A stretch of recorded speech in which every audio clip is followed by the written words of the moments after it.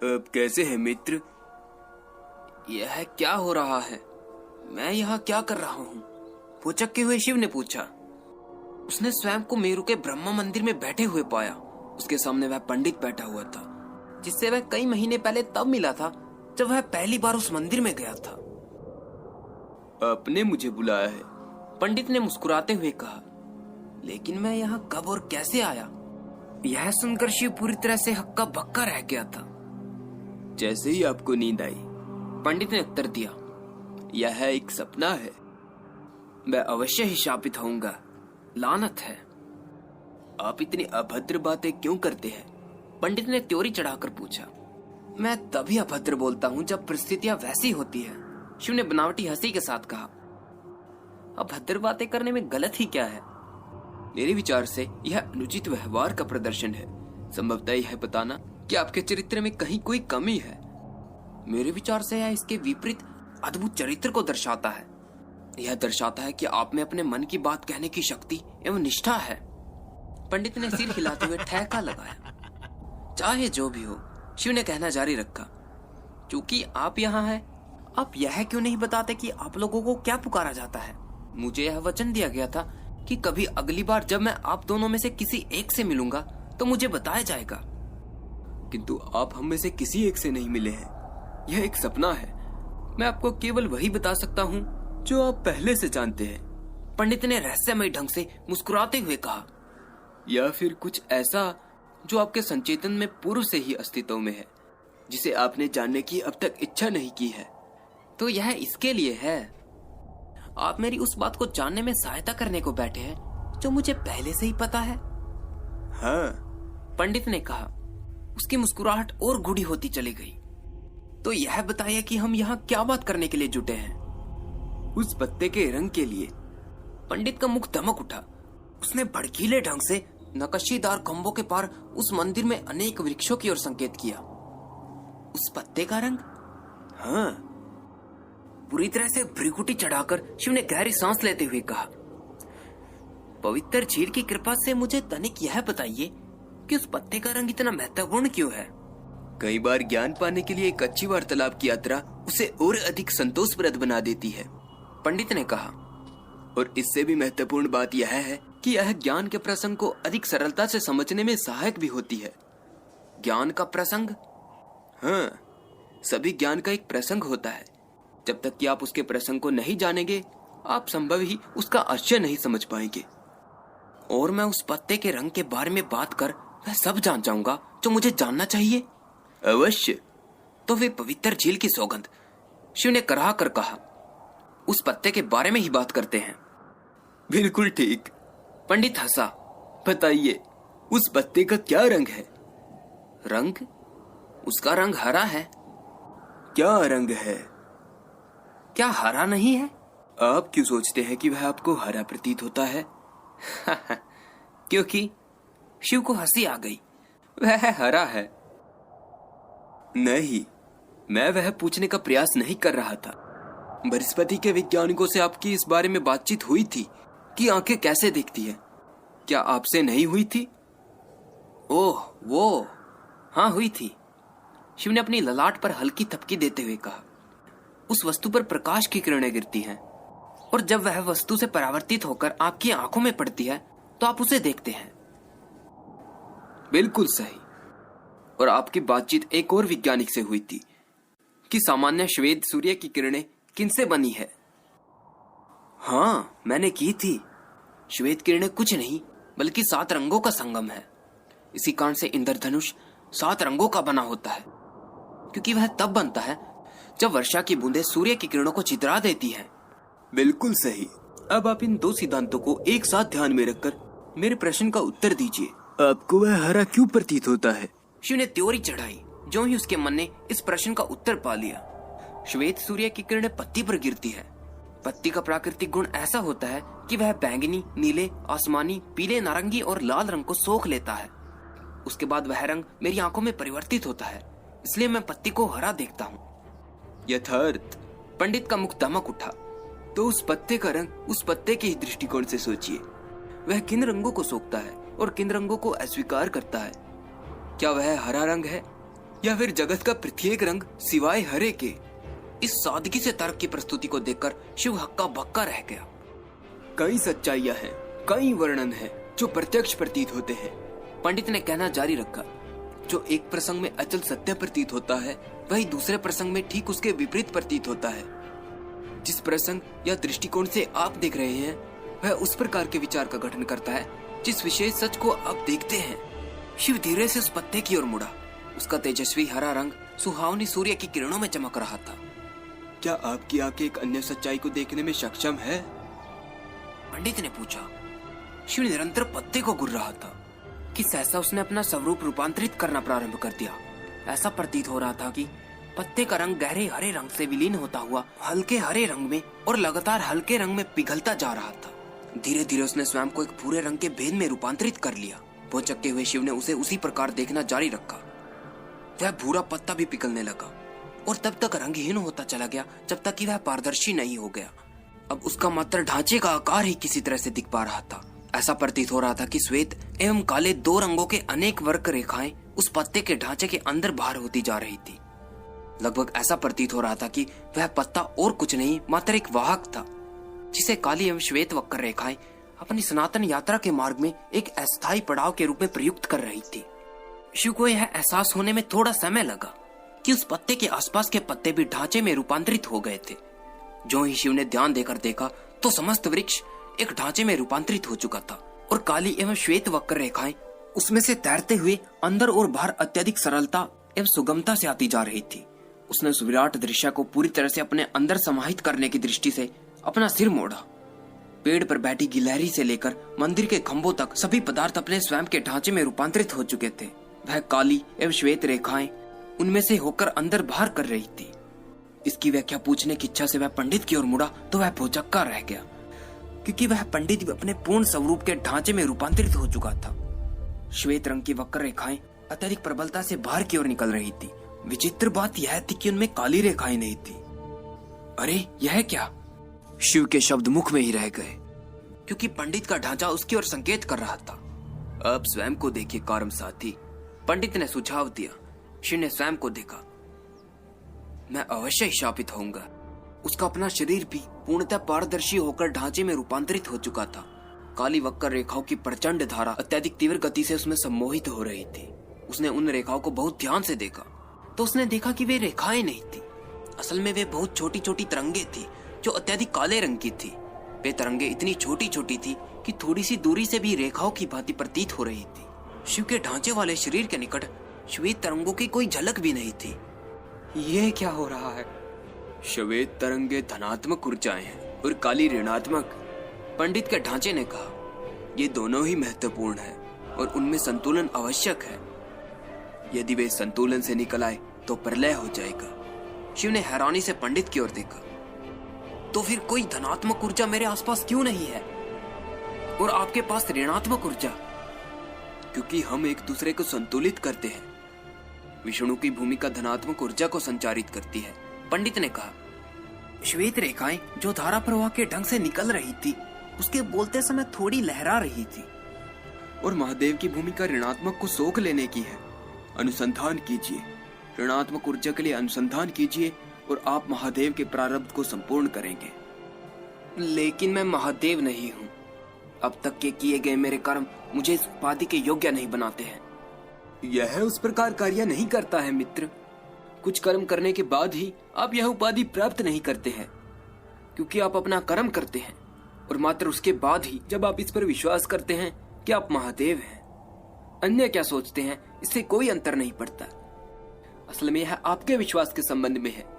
आप विश्वास करेंगे कि आप महादेव हैं तो आप महादेव बन जाएंगे। शिव की भ्रुकुटी तन गई। विश्वास कीजिए, पंडित ने पुनः कहा। उस वातावरण में एक धमाके की प्रतिध्वनि गुंजायमान हुई। शिव ने क्षितिज की ओर अपनी आंखें मोड़ी। यह विस्फोट जैसा प्रतीत होता है, पंडित के ढांचे ने फुसफुसा कर कहा। दूर से सती का ग्राही स्वर सुनाई पड़ा, शिव। एक और विस्फोट, शिव शिव। ऐसा प्रतीत होता है कि आपकी पत्नी को आपकी आवश्यकता है मित्र। शिव ने अचंभे से पंडित के उस ढांचे को देखा। वह निश्चय नहीं कर पा रहा था कि स्वर कहां से आ रहा था। संभवतः आपको जाग जाना चाहिए, पंडित ने अदृश्य स्वर में कहा। शिव! नींद से बोझिल आंखों वाले शिव ने देखा कि सती चिंतित होकर उसे घूर रही थी। उस पर अभी भी उस अनोखे ढंग से विचित्र स्वप्न की अवस्था से धुंधलका छाया हुआ था, जिसे वह अभी अभी छटक कर बाहर आया था। शिव! यह क्या था? शिव चिल्लाया। अब वह सचेत था। कोई देवी अस्त्रों के प्रयोग कर रहा है। क्या? ये देवी अस्त्र क्या है? पूरी तरह से भौचक्की हुई सती ने उत्तेजना में कहा। दिव्य आयु, किंतु भगवान रुद्र ने सभी देवी अस्त्रों को नष्ट कर दिया था। अब वह किसी के पास नहीं है। शिव अब पूरी तरह से चौकन्ना हो चुका था। उसकी युद्ध की सहज बुद्धि ने उसे संकेत दे दिया था। सती, तैयार हो जाओ, अपने कवच पहनो, अपने अस्त्र शस्त्र बांध लो। सती ने फुर्ती से प्रत्युत्तर दिया। शिव ने अपना कवच पहना और अपनी ढाल को उस पर लटका लिया। उसके बाद उसने अपनी तलवार को कमर में खोस लिया। उसने तरकश पहनकर अपना धनुष उठा लिया। उसने देखा कि सती तैयार हो चुकी थी। उसने द्वार को एक धक्का मारकर खोल दिया। तमन और उसके 8 पहरेदार तलवार निकालकर किसी भी आक्रमण से अपने नीलकंठ की सुरक्षा हेतु तैयार थे। प्रभु, आप अंदर ही प्रतीक्षा करें, तमन ने कहा। हम आक्रमणकारियों को यहीं रोक लेंगे। शिव ने तमन को तीखी दृष्टि से घूरा। तमन की उचित मंशा वाले शब्दों को सुनकर उसकी त्योरी चढ़ गई। तमन तत्काल ही एक और हो गया। मुझे क्षमा करे प्रभु, हम आपके पीछे हैं। इससे पहले कि शिव कुछ प्रतिक्रिया दिखा पाता, उन्हें कदमों की आहट सुनाई थी, जो गलियारे से उनकी ओर तीव्र गति से आ रही थी। शिव ने अपनी तलवार निकाल ली। उसने अपने कानों पर दबाव डालकर संकट का आलंकन किया। 4 पहरों की आहट, राजशाही गलियारे के आक्रमण में मात्र 2 व्यक्ति। इसका कोई मतलब नहीं बनता। एक जोड़ी पैरों की आहट थोड़ा घसीटने वाली थी। त्रासदकारी अवश्य ही बड़े आकार वाला व्यक्ति था, जो अपनी अत्यधिक संकल्प शक्ति का प्रयोग कर अपने पैरों को उससे भी तीव्र गति से चला रहा था, जितना कि उसका आकार उसे चलने नहीं दे रहा था। तलवार नीचे कर लो सैनिकों, अचानक शिव ने कहा। ये मित्र है। नंदी और वीरभद्र अपनी तलवारें लिए हुए एक कोने से तेजी से दौड़ते हुए चले आ रहे थे। क्या आप ठीक है प्रभु? नंदी ने प्रशंसापूर्ण ढंग से बिना हाफते हुए पूछा। हाँ, हम सभी सुरक्षित हैं। क्या तुम लोगों ने किसी आक्रमण का सामना किया? नहीं, वीरभद्र ने आंखें तरेर कर उत्तर दिया। यह आखिर हो क्या रहा है? मैं नहीं जानता, शिव ने कहा, लेकिन हम पता अवश्य करेंगे। कृतिका कहाँ है? सती ने पूछा। अपने कमरे में सुरक्षित है, वीरभद्र ने उत्तर दिया। उसके साथ 5 सैनिक हैं। कमरा अंदर से बाधित है। शिव की ओर मुड़ने से पहले सती ने सिर हिलाकर सहमति प्रकट की। अब क्या करना है? मैं सबसे पहले सम्राट का कमरा देखना चाहता हूँ। सभी लोग 2 कतारों में हो जाए। अपनी ढाल ऊपर उठाकर स्वयं को आड़ में रखो। सती मेरे बगल में, नंदी मध्य में, तमन वीरभद्र सबसे आगे। कोई रोशनी मत करो। हम रास्ता जानते हैं, हमारे शत्रु नहीं। वह पलटन अत्यधिक गति एवं गोपनीयता से इस बात का ध्यान रखते हुए चलने लगी कि शत्रुओं का सहसा आक्रमण हो सकता था। शिव ने जो सुना था वह उससे परेशान था, या फिर उससे जो उसने सुना नहीं था। बारंबार के विस्फोट के अलावा महल से कोई और ध्वनि नहीं सुनाई दे रही थी। कोई चीख नहीं, कोई आतंक नहीं, कोई भयभीत होते हुए पैरों की आहट नहीं, इस बात की कोई टकराहट नहीं, कुछ नहीं। या तो त्रासदकारियों ने अपना आक्रमण अभी तक प्रारंभ नहीं किया था, या फिर शिव को देरी हो गई थी और आक्रमण समाप्त हो चुका था। जब तीसरा विकल्प उसके मन में आया तो शिव की त्योरी चढ़ गई। संभव है कि महल में कोई त्रासदकारी ही ना हो। संभव है कि सती ने बताया था त्रासदकारी कहीं दूर से देवी अस्त्रों से आक्रमण कर रहे हो। शिव की पलटन दक्ष के कमरे के पास पहुंची तो देखा कि उसके पहरेदार तनाव की मुद्रा में युद्ध के लिए तैयार खड़े थे। सम्राट कहाँ है? शिव ने पूछा। वे भीतर हैं प्रभु, राजशाही पहरे के अधिपति ने नीलकंठ के आकार को पहचान कर कहा। ये लोग कहाँ हैं प्रभु? हम लोग प्रथम विस्फोट के बाद से ही उनके आक्रमण की प्रतीक्षा कर रहे हैं। मुझे नहीं पता अधिपति, शिव ने उत्तर दिया। यहीं स्थिर बने रहिए और द्वार को बाधित रखिए। तमन, तुम अपने आदमियों के साथ इनकी सहायता करो और चौकन्ने रहो। शिव ने सम्राट के कमरे का द्वार खोला। महाराज। प्रभु, क्या सती सुरक्षित है? दक्ष ने पूछा। हाँ, वह सुरक्षित है महाराज, जो ही शिव ने कहा। और महारानी थोड़ी घबराई हुई है, किंतु डरी नहीं है। वह क्या था? मैं नहीं जानता, दक्ष ने उत्तर दिया। मेरा सुझाव है कि आप एवं सती तब तक यहीं रहे जब तक यह पता नहीं चल जाता कि आखिर हो क्या रहा है। संभवतः यह आपके लिए अच्छा रहेगा कि आप यहीं रहें। हम आपके ऊपर किसी भी प्रकार की आने वाली हानि का जोखिम नहीं उठा सकते हैं। मैं बाहर जाकर पर्वतेश्वर की सहायता करता हूँ। यदि त्रासदकारियों का आक्रमण चल रहा है तो हमें पूरी शक्ति की आवश्यकता होगी। आपको जाने की आवश्यकता नहीं है प्रभु, यह देवगिरी है। हमारे सैनिक उन सबको मार गिराएंगे जिन्होंने राजधानी पर आक्रमण करने की मूर्खता की है। इससे पूर्व की शिव प्रतिक्रिया दे पाता द्वार पर एक तीव्र अग्राही खटखटाहट हुई। महाराज, प्रवेश करने की अनुमति चाहता हूँ। पर्वतेश्वर, दक्ष ने सोचा, ऐसे समय में भी नयाचार का पालन कर रहा है। आ जाइए, गड़गड़ाहट भरे स्वर में दक्ष ने कहा। जो ही पर्वतेश्वर ने प्रवेश किया, दक्ष ने विस्फोटक तरीके से कहा, इंद्रदेव के नाम पर यह बताओ सेनानायक कि यह कैसे हो सकता है? देवगिरी पर आक्रमण? वे कैसे ऐसा दुस्साहस कर सकते हैं? महाराज, शिव ने महाराज को रोकते हुए कहा। अब तक सती, नंदी और वीरभद्र भी कमरे में आ चुके थे। वह पर्वतेश्वर का अपमान उन सबके समक्ष नहीं होने दे सकता था, विशेषकर सती के सामने। पहले हमें यह पता करना चाहिए कि आखिर हो क्या रहा है। आक्रमण देवगिरी पर नहीं हुआ है महाराज, पर्वतेश्वर ने तीक्ष्ण दृष्टि से देखते हुए कहा। सम्राट के साथ उसका धैर्य भी टूटने की कगार पर था। मेरे प्रहरियों ने मदार पर्वत की ओर से अत्यधिक धुएं के गुब्बार उठते देखे हैं। मेरा मानना है कि उस पर आक्रमण हुआ है। मैंने पहले ही मेरे सैनिक दस्ते को एवं उपस्थित अरिष्ट नेमियों को तैयार होने का आदेश दे दिया है। हम 1 घंटे में निकल जाएंगे। मुझे यहाँ से प्रस्थान करने की अनुमति प्रदान करें। यह विस्फोट मदार पर हुए थे पितृतुल्य? सती ने अविश्वास से पूछा। वे कितने शक्तिशाली होंगे जो देवगिरी में सुने जा सके? पर्वतेश्वर ने उदासी से सती को देखा। उसकी चुप्पी उसके अत्यधिक भय को दर्शा रही थी। वह दक्ष की ओर मुड़ा। महाराज, दक्ष हक्का बक्का होकर चुप रह गया था, या फिर उसके चेहरे पर अत्यधिक चढ़ा हुआ क्रोध था? पर्वतेश्वर उस धीमी रोशनी में तय नहीं कर पा रहा था। प्रहरियों, मशाल जलाओ। पर्वतेश्वर ने आज्ञा दी।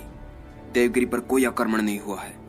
जो ही मशाल ने अपनी चमक फैलाई, पर्वतेश्वर ने पुनः कहा, क्या आपकी अनुमति है महाराज? दक्ष ने सहमति में सिर हिलाया। पर्वतेश्वर ने सदमे में लग रहे शिव को देखकर पूछा, क्या बात है शिव? बृहस्पति कल ही मदार की ओर प्रस्थान कर गए थे। क्या?